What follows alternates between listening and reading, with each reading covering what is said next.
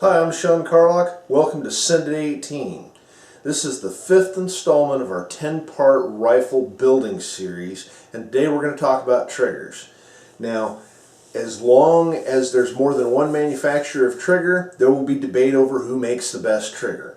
And I can't tell you who makes the very best trigger for everybody because certain options, people like different things. All I can tell you is what we like and why we use them, and we'll do that. We put in quite a number of Jewel triggers over the years, and they've been pretty good to us. The one thing about the Jewel trigger is you can probably get a lighter pull out of the Jewel trigger than almost any other trigger and still have it function correctly. But there's a downside to them. There are some durability issues occasionally, but Jewel is always really good about fixing them. So it just depends on how much of a field gun this is versus how much of a pampered gun it is. We use a lot of Trigger Tech triggers and we've become quite fond of them.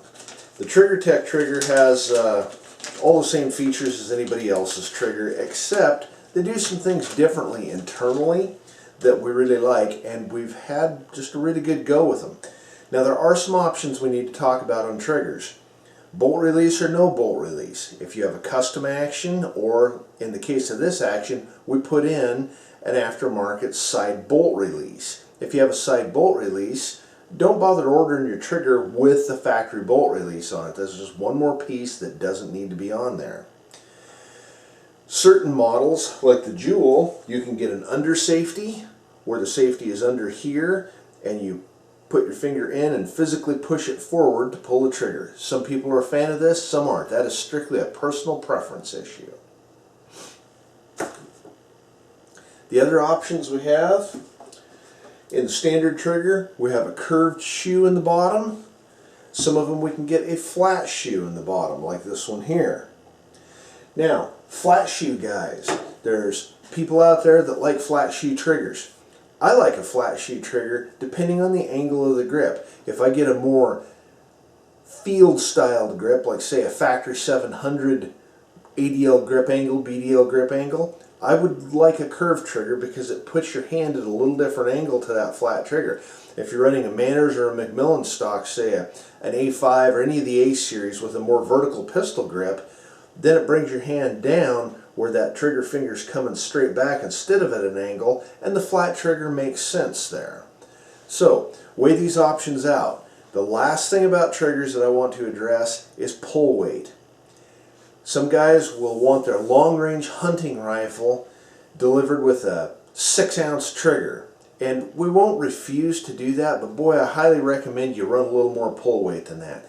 You get out in the morning, you're watching an elk, you're waiting for him to turn sideways and give you the shot presentation you want, and it's 10 degrees outside or 15 degrees. It's pretty cold. You got your gloves off, you're on the gun for 10 minutes waiting for him to come around. My fingers get cold enough quick enough that at a pound or less, I physically can't feel the trigger, that I'm up against it before it goes off, and I don't like that. I really like 2 pounds. 2 pounds is a good number for me. A good crisp 2-pound trigger, I can always feel it a little bit before I break the trigger, and I will never have any issues with it. It's a good reliable setup.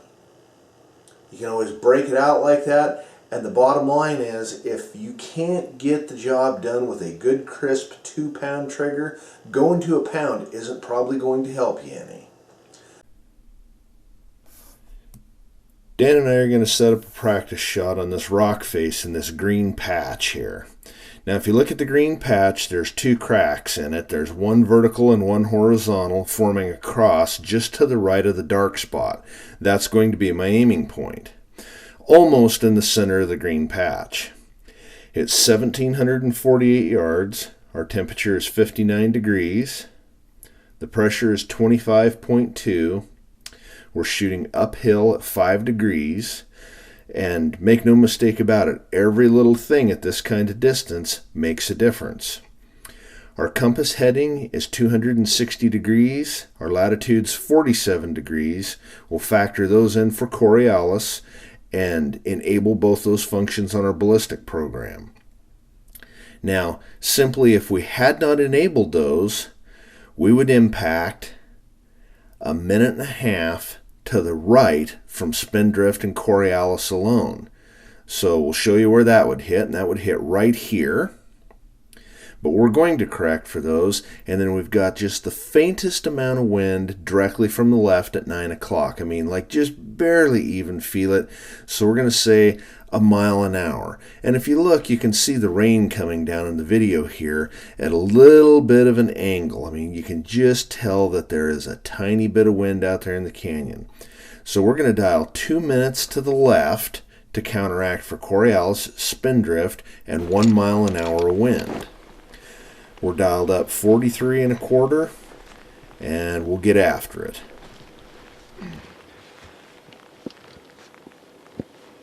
Spotter's up.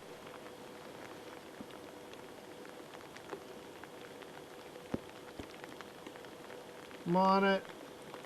Send it.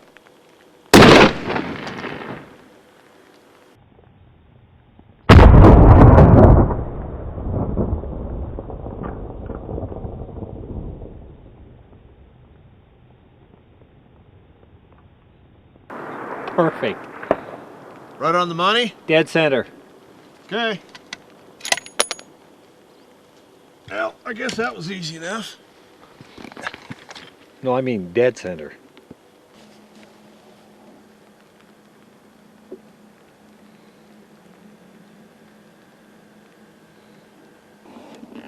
Nice shot, Sean. That was a dead center hit.